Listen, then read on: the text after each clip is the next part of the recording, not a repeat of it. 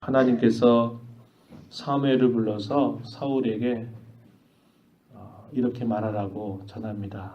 아말렉은 대대로 이스라엘 사람들을 괴롭혔던 그런 대적이기 때문에 이 아말렉 사람들을 진멸하도록 해라. 짐승마저도 남겨두지 않을 만큼 확실하게 완전히 이 아말렉의 모든 사람들을 다 진멸해버려라 하는 명령을 이 사울에게 전달해 줍니다. 이것은 하나님께서 사울에게 또다시 그로 하여금 자신의 잘못과 그런 실수를 범한 것들을 돌이키고 하나님의 말씀을 순종할 수 있는 그런 기회를 하나님이 주신 거거든요. 그래서 그 명령을 받고 나서 사울이 군사들을 이끌고서 이 아말렉을 칩니다. 아말렉을 치는데 큰 승리로 이끌지만 이 사울이 어떻게 하냐면 이 아말렉의 왕이었던 아각을 남겨두고 그리고 거기에서 값지고 귀한 것들을 남겨두고 별로 쓸데없고 하찮은 것들은 다 처단하게 되는 그런 모습을 보여주고 있어요. 15장 9절에 한번 가서 보시면 이렇게 표현해 줍니다. 사울과 백성이 아각과 그의 양과 그의 소의 가장 좋은 것 또는 기름진 것과 어린 양과 모든 좋은 것을 남기고 진멸하기를 즐겨 아니하고 가치 없고 하찮은 것은 진멸하니라. 즐겨 아니했다 이 말은 어떻게 했을까요? 백성들이 와서 이런저런 얘기를 했을 수도 있을 겁니다.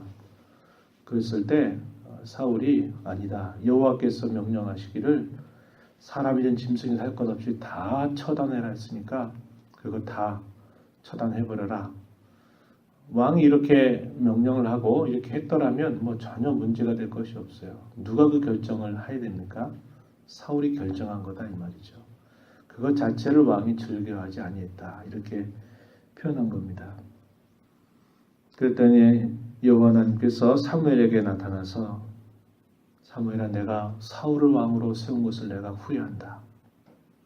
그가 내 말을 따르지 않고 내 명령을 어기고 나를 멸시한다 하는 이런 말씀들을 이 사무엘에게 전달을 합니다. 사울은 그 전쟁을 큰 승리로 이끌면서 적장을 죽이지 않고 데리고 있었어요. 그 뭐냐면 내가 이 왕을 잡았다. 자기의 승리의 전과를 보여주고 싶었던 것입니다. 그리고 갈멜이라고 하는 곳에서는 어떻게 했느냐 12절 보면 거기에다가는 기념비를 세웠다 이렇게 말합니다. 그리고 길갈에 가 있었다라는 말을 듣고서는 사무엘이 사울을 찾아갑니다. 그래서 이 사무엘에게 말을 하는 거예요. 어찌해서 이런 짐승의 소리가 들리냐고 이렇게 말을 하는데 사울은 그에 대해서 핑계를 대는 거죠. 여호와께 제사를 드리기 위해서 좋은 것들을 남겨두었다 이렇게 말을 하는 겁니다. 그랬더니 사무엘이 말하죠. 당신이 과거에 겸손하게 자기 자신을 낮춰서 그럴 때 하나님이 이스라엘 지파의 머리가 되도록 하셨고 왕에게 기름을 부어서 이스라엘의 왕을 삼으셨는데 왜 하나님께서 당신에게 하신 말씀을 왜 청종하지 아니했느냐 이렇게 말하는 겁니다. 그랬더니 20절 우리가 읽은 말씀 중에 나는 실로 여호와의 목소리를 청종하여 여호와께서 보내신 길로 가서 아말렉 왕 아각을 끌어왔고 아말렉 사람들을 진멸하였으나 다만 백성이 그 마땅히 멸할 것 중에서 가장 좋은 것으로 길갈에서 당신 하나님 여호와께 제사하려고 양과 소를 끌어왔나이다.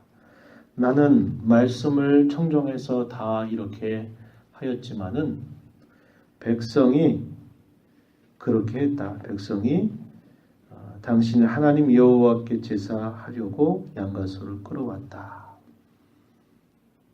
자기는 잘 하려고 했는데 백성이 그렇게 한 것이다. 거짓말을 하는 겁니다.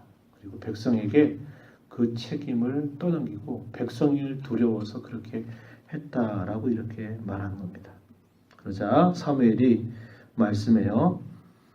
22절입니다. 여호와께서 번제와 다른 제사를 그의 목소리를 청종하는 것을 좋아하심같이 좋아하시겠나이까. 순종이 제사보다 낫고 듣는 것이 숫 양의 기름보다 낫다. 이렇게 말하는 겁니다. 순종하는 것, 제사하는 것 다 하나님이 기뻐하시고 소중하게 여기는 것이지만 순종하는 것은 언제든지 하나님을 기쁘시게 할 수 있습니다. 그러나 제사하는 것은 언제나 그렇지는 않다는 거예요. 앞에서도 제사했는데 자기가 제사했고 제사했던 목적이 백성들이 흩어지는 것을 모으기 위해서 했고 그리고 그 전쟁에서 승전으로 이끌기 위해서 제사를 드린 겁니다. 목적이 바뀌어버린 거죠. 그런 제사 까닭에 그는 하나님 앞에 큰 범죄를 저지르게 되었던 것이었어요. 그래서 순종과 제사는 언제나 좋은 것이지만 그러나 그 가운데서도 이런 제사를 드리는 부분에 관해서는 내가 무엇을 위해서 제사를 드리고 또 그 제사를 통해서 내가 무엇을 행하고 있고 하는 것들이 대단히 중요한 일임을 가르쳐 주고 있는 것이죠. 제사와 순종을 비교한다면 어떤 제사를 하나님 기뻐하시느냐? 순종이 없는 제사는 절대로 하나님 기뻐하시지 아니하신다. 이렇게 말하는 겁니다.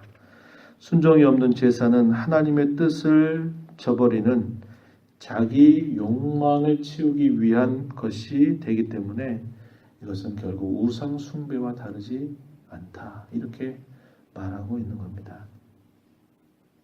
사울은 이런 제사나 이런 종교적인 행위를 빙자하여서 자기가 하는 일들을 자기의 욕구를 충족하기를 원했고 자기가 하는 일들이 정당하다라고 말하면서 변명을 계속적으로 늘어놓는 그런 태도를 취하고 있음을 보게 됩니다. 사무엘이 말하는 거예요. 왕이 여호와의 명령, 여호와의 말씀을 버렸으므로 여호와께서도 왕을 버려 왕이 되지 못하게 하셨나이다. 23절에서 그렇게 표현하는 겁니다.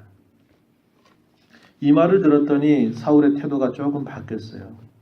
예, 제가 죄를 범했습니다. 죄를 용서해달라고 이렇게 말하면서 다시 한번 여호와께 경배할 수 있도록 해달라고 이렇게 간청을 하는 거예요. 그랬더니 사무엘이 나는 당신과 함께 돌아가지 않겠습니다. 이미 왕이 여호와의 명령을 버렸기 때문에 여호와께서 왕을 버려서 더 이상 이스라엘의 왕이 되지 못하게 하셨습니다.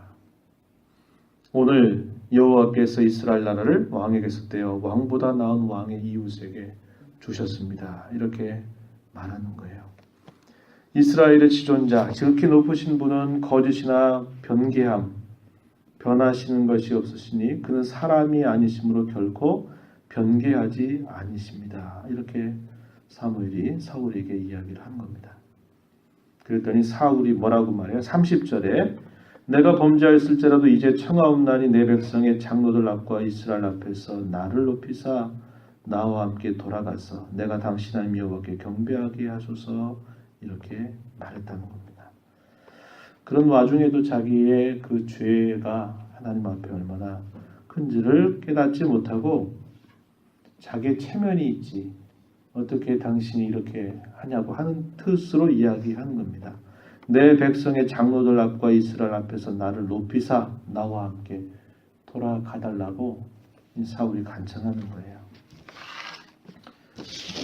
이것이 또 하나의 이 사울의 생에 있어서 결정적으로 하나님을 그가 어떻게 대하고 있는지를 이 사건을 통해서 분명하게 보여주고 있음을 보게 되는 것이었습니다. 그래서 결국 사울이 왕으로 세움받고 그렇게 오랜 시간이 지나서 않아서 벌써 하나님께로부터 마음이 하나님의 마음이 그에게서 떠나게 되는 그런 안타까운 일을 맞게 되고 말았다 하는 것을 보게 됩니다. 저와 여러분이 오늘 이 말씀을 보면서 우리가 하나님을 섬기는 우리의 신앙의 본질은 제사보다도 하나님의 말씀을 청종하는 데 있다라는 것을 언제나 기억해야 한다는 겁니다. 하나님의 말씀을 듣는 것, 말씀을 듣고 즐거이 그 말씀을 따르는 것이 제사보다도 더 중요하고 앞서는 일이다라는 것을 생각하면서 우리의 신앙이 이 중심에 서서 하나님을 섬겨가는 귀한 삶이 되기를 바랍니다. 하나님 아버지 감사드립니다. 오늘도 저희들에게 생명과 호흡을 주셔서 이 하루를 또 주께로부터 순종의 기회 또 이렇게 받아서 이 하루를 시작하게 하심을 감사하고 오늘도 하나님의 말씀을 들은 자로 그 말씀을 저희 가슴에 품고 주신 말씀을 빼앗기지 않고 잊지 않고 저희가 말씀에 따라 순종하며 이 하루를 살아가도록 저희들을 도와주시고 인도하여 주옵소서. 제사보다도 순종을 더 기뻐하신다고 하신 주님의 말씀을 기억하고 주님을 섬기기 위하여 주님의 이름을 높이기 위하여 말씀을 듣고 순종하려고 하는 자세를 가지고 하나님 앞에 예배하는 삶을 즐거워하는 저희가 되도록 늘 주장하시고 인도하여 주옵소서. 주 앞에 나와서 간구합니다. 저희들을 용납하시고 이 시간도 풍성한 은혜로 함께 하셔서 온종일 주님과 동행하는 삶을 살도록 인도하여 주옵소서. 예수님 이름으로 기도하옵나이다. 아멘.